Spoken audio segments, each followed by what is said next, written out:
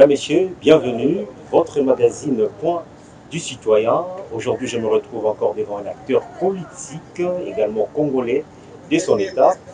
J'aurai à recevoir sur ces beaux cadres Monsieur Corneille Moulumba. Je rappelle que c'est une personnalité très influente au sein du parti UDPS. On aura quoi dire avec lui à travers ces grands magazines. Monsieur Corneille Moulumba, bienvenue. Bonjour. Alors, on vous reçoit, point de vue du citoyen. Nous allons être bilingues pour réfléchir ensemble avec le Congolais qui nous regarde de partout. On Je les commencera. salue. Merci beaucoup, très gentil. Alors, on commencera par avoir votre analyse, également aussi vos points de vue, et tant qu'acteur politique. La proposition lancée par Martin Fayoulou, il demanderait ce que le pouvoir en place puisse partager une négociation des dialogues ensemble avec l'opposition. D'après vous, est-ce que cela va apporter résolution avec beaucoup de préalables comme préoccupation que regorge la RDC? Bon, pour moi, sincèrement, c'est une perte de temps, une perte d'énergie et sans doute une perte de moyens financiers. Pourquoi? Pour une raison simple. Il n'y a aucune raison. Le gouvernement qui est en place n'est pas contesté. C'est s'il est contesté qu'on peut chercher à créer un dialogue pour créer un consensus. Le gouvernement n'est pas contesté. Sa légitimité donc n'est pas contestée. Ce gouvernement a une majorité de près de 95% au sein de l'Assemblée nationale. Tout ce qu'il faut pour décider, qu'il décide. Qu'il décide. S'il ne sait pas ce qu'il faut faire, alors qu'il laisse la place à d'autres. C'est comme ça la démocratie. Il y a ce qu'on appelle la redevabilité, il y a ce qu'on appelle la responsabilité. Le gouvernement a un mandat pour diriger le pays, pour prendre en charge la vie des Congolais, leur sécurité, leur bien-être. S'il n'est pas en mesure de le faire, le gouvernement n'est pas propriétaire du Congo. Il est gestionnaire à un moment donné de la République. S'il n'est pas en mesure de le faire, ben, que d'autres le fassent. Alors, ceux qui demandent le dialogue, c'est un peu logique s'ils se disent de l'opposition. Pourquoi? Parce que s'ils sont de l'opposition, ça veut dire qu'ils ont un plan alternatif. Ils ont autre chose à proposer au peuple congolais. Qu'ils proposent cela au peuple congolais. Qu'ils fassent tout pour obtenir gagner la confiance du peuple congolais. Et alors, qu'ils soient en mesure de gouverner. S'ils exigeaient la destitution du président ou la démission du gouvernement, je comprendrais, ce serait logique parce qu'ils veulent proposer autre chose. Mais un dialogue pour faire quoi? Il n'y a pas de raison. Pour moi, donc, le dialogue n'a pas lieu d'être. Alors, je me mettrai à la place de beaucoup de Congolais qui réfléchissent quand même. Je vais ramasser ça en ligne là. Ma Congolais, Belé Balobi, peut-être à partir, il y a dialogue entre pouvoir et opposition. Et pour qu'il peut qu'on résoudre le problème dans ma Cambodgie, guerre dans l'Est et Boka. Également aussi, par exemple, proposer, malgré le Yozali Koboya, vous allez organiser ma proposition, mais peut-être que ma Congolais, M. Bakanisi, que par le gouvernement, vous allez diriger par Mme Soumima pour donner des points de vue à ce que va remettre pendant la leur pour la vie sociale à la Congolais. C'est ça bon côté. Nous avons répété gouvernement, à la majorité, il y a 95% de parlement. 95%, vous vous rendez compte, 95% de majorité parlement. Donc, et là, comme mon côté, quoi empêcher le gouvernement à décider. Et là, comme mon côté. Et là, comme mon côté. Alors, à partir de ce moment-là, tout se mettre ensemble pour la ligne. C'est-à-dire que le problème, c'est de se mettre ensemble, puisque la majorité est là. Il faut que le gouvernement a une décision essentielle, ou à mon niveau essentiel, tout ça, la putain de l'Iboso. Opposition. Ce que vous avez opposition, c'est parce que, Azan, d'accord, tu as besoin de gérer. Le gouvernement n'a pas de programme, n'a pas de proposition, mon sous, ou à mon niveau. Ce qui était à présenter comme proposition au gouvernement, voilà, bis pour la biso, proposition yango yo, ce que vous savez yango. Mais vous avez battu, vous avez un mandat. Vous négocier ni na bango. Si vous avez une proposition, vous avez la conférence de presse, vous avez la conférence, vous avez le séminaire, vous avez le bolingi, mais la monité que tu as les lois pour déstabiliser l'institution, que l'on a la responsabilité à battre les gouverner, et c'est au niveau du gouvernement, et c'est au niveau de la présidence. Vous avez la responsabilité. Bah assumer la responsabilité de la bango. C'est tout. Quand même, Moulumba, point de vue, monsieur Soutonito Kanisa et Panayo, et Zali, il y a pour le bac que Lelo, Bokondiamboka, Alobaki que Joseph Kabila, il y a Zali parrain, il y a AFC, et puis Zali quoi accompagné par M23. Mais il y a Zali ça, la Lelo, Zali quoi interpellé. Est-ce qu'on pourrait aussi nous dire qu'à travers le procès au Bafumolaki récemment entre le pays, la RDC, et Rwanda, quand on a pu vous allez évoquer? Un peu le président de la République a bien conseillé, ou bien a bien conseillé, ou bien qu'elle va conseiller n'a été. Jamais, au grand jamais, le président de la République a collaboré avec nous, parce que collaborer avec nous, ils ont la conséquence de yango. Ce qui a lobby que Joseph Kabila, il y a AFC, ils ont la conséquence. Mais il faut que tika justice esala mosala na ye bajuge baloba bamagistrat baloba soki condamné bacondamné soki bafo ezali ye nde aza responsable. Condamnation condamnation ezali, n'est-ce pas, condamné ye mais eza te. Mais soki président de la République parole na ye eza parole moko eza likolo makasi abindingi wana epuis kotikala bongo te, eza normal te. Donc mieux valait aloba te que aloba ndenge alobi wana, eza bien te. Parce que Kabila aza grand leader na mboka oyo, aza na partisan na ye ebele, toza mpe na baproblème ebele, toluka baproblème mosusu te, to éviter baproblème mosusu. Cohésion nationale eza mpe yango wana. Donc mpo na ngai ou bien baconseiller na ye baza suffisamment aguerri te, ou bien ye moko azoyokela bango te, mais il fallait pas baleka wana. Alors, parlons du parti UDPS. L'ambiance du parti actuellement, est-ce qu'on peut dire que le parti est allé au Tamboula Malam, parti, tout le parti à pouvoir, UDPS, ou encore parti, étant que Moko Kati a parti, vous allez faire un regret énorme après avoir vécu Makambo, Tomonaki, les CG Kabouya, avec beaucoup de militants, ça ne marchait pas.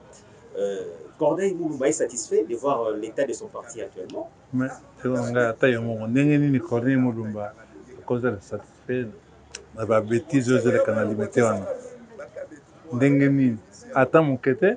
D'abord ozoyoka bazola makambo ya UDPS Tshisekedi, déjà koloba ya UDPS Tshisekedi eza déjà faux mpo nini? Parce que parti politique na biso kombo nango UDPS, parti wana UDPS eza na numéro d'agrément nango, bakomi UDPS Tshisekedi te. Soki bakomi UDPS Tshisekedi lasiki eza parti politique oyo famille biologique ya Tshisekedi eza likolo ya parti wana, c'est-à-dire banoko basemeki bandeko baboti ya Tshisekedi bango nde baza na liloba, eza na sens ata moke te. Parti na biso kombo nango UDPS eza na projet de société, eza na bavaleur nango, eza na idéologie nango, eza na loko nango oyo ngai Corneille Mouloumba nakela loko eza na drapeau ya UDPS ngai monakela yango. Vous allez cofondateur. Naza cofondateur ya UDPS. Mais vous allez leader te, toyokaka te, opesaka pe ba. Koyoka ngai te. Attendez, koyoka ngai te. Sikoyo benga ndenge nini sikoyo koyoka ngai te. Ngai nakokota ba potopoto ya kozala na UDPS Tshisekedi UDPS Kibasa wana te. Parce que nakoti na nzela wana na bomi mwana na biso ngai moko oyo obima na entraille na biso UDPS bébé na biso. Tu comprends? Il faut makambo ya bêtise wana esila. Lelo, c'est vrai, moi na Etienne Tshisekedi eza président de la République. Na pouvoir nyonso, na bambongo ebele, na pouvoir d'état nyonso wana mpona ngai en mémoire ya bato oyo bapesa vie na bango mpona UDPS baoyo batortura baoyo baboma mwana na bango basala effort mwa ndama mongo babimisa yango tosala grand congrès ya refondation ya UDPS. UDPS ezongela premier parti politique ya mboka oyo moyen ezali toza na bato na biso na 4 coins du pays eza babétise wana te babétise wana eza na sens te kabuya akokozala secrétaire général ya UDPS te secrétaire général ya UDPS ndeko na nga eza moto ekokozala premier ministre ya mboka oyo même président de la république ata ye moko ozomona kabuya premier ministre ya mboka oyo mais akomi secrétaire général ndenge nini nga mpe nazomituna et bato baotala yo bakongole nga mpe nazomituna parce que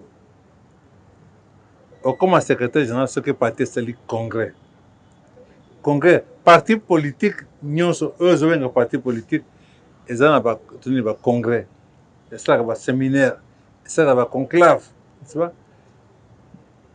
esika bamembre ya parti parce que parti politique eza propriété ya bamembre eza propriété ya baindividu te awa na mboka na biso soki olobi MLC bakobisa yo eza parti ya Mbemba soki olobi UNC eza parti ya Kamere soki olobi FDC balobi eza parti ya Bahati mais UDPS te Tshisekedi a créé UDPS te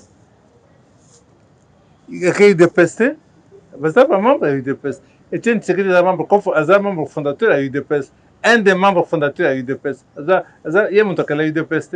Je comprends déjà. Donc, UDPS est propriété à Batebele. Les lois UDPS sont propriété à membres du parti.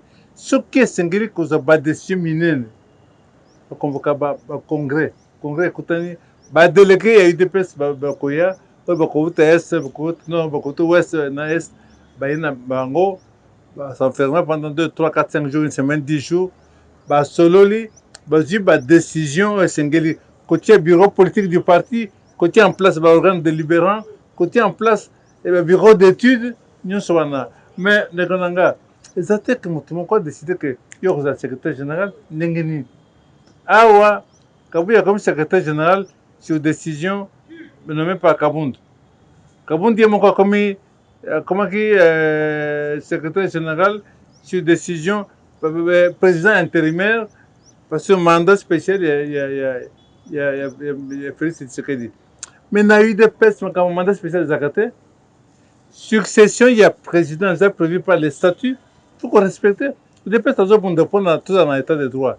Mais l'état de droit, c'est bon, pendant qu'on respecte le texte, sinon, vous respectez le texte, c'est un bon candidat, ce qui vient de respecter le texte, donc, il y a un gros sénégalais qui constate la confusion entre Bisso, oyo tobunda mpona état de droit oyo bunda mpona droit de l'homme oyo batia vie na biso en jeu makambo echange na mboka oyo na bavetise nyonso ezeleka mikolo oyo soni ezali mpona kotala parti ya pouvoir lelo bozali kolongwana bato batuni bozali kowela pouvoir poste to mpe bozali kowela nini parce que entre vous apparemment c'est comme si les choses ne marchent pas. Corneille Moulumba, qu'est-ce qui se passe exactement? Non, simplement que oza na bato bozowelela mbongo, n'est-ce pas? Oza na bato oyo bozowelela komemela komba ya UDPS. Ntango biso tozobunda moto te ayebi tokoganye journée moto moko ayebi te mais toza na conviction, détermination, tozwi confiance à peuple congolais aux 4 coins du pays, dans tous les territoires kokende na diaspora ezaka UDPS ebele ya balider ya bauti UDPS sakene confiance yango oti discours na biso eutaki mpe engagement na biso moko bakangi yo batorture yo bimingona lobi ngai nza moto ya UDPS ozomona lelo bazolandela mbongo ebele baza bamillionnaire en dollar mais okomona te bato oyo bavanda mpona UDPS oyo baza na bamillion mpo nini parce que ogere mboka mpona population tobunda po ete tofaire émerger mboka na biso tobunda po ete condition de vie ya congolais échanger ozomona donc ce que objectif eza wana injustice ekozala te état de droit ekozala ozomona différence yango wana donc c'est-à-dire que combat bango bazomene eza combat na biso te ata moke yango esengeli absolument Tout ça, le congrès de refondation, puisque Tshisekedi, Félix, comme président de la République, sur le sommet, par exemple, les moyens sont disponibiliser les moyens pour réorganiser le parti Nabiso pour partir en ASL Lambo comme ça. C'est le seul parti en RDC au quatre coins du pays où ils ont propriété à mon côté. Un dernier message, vous allez regarder la caméra brièvement, dans mon Koussé Penza, et pas chef de l'État, où Azali aussi s'appelle Bamanda Naïna Mikolo Zali Kotikala Awa, Okolobanae Nini par rapport à soutien Nayo, étant que cofondateur peut à partir à UDPS. Oui, Ndeko. Tokolo que Etikali 3 ans. Chef d'État Etikali 3 ans. Où Sengeli a marqué passage naye na présidence de la République. Tisikoyo, c'est l'angoté. Etikali 3 ans. Le reste de la Lumumba c'est que 3 mois dans le gouvernement, 3-4 mois Premier ministre. Mais il est là, au monde entier, il y a un Lumumba.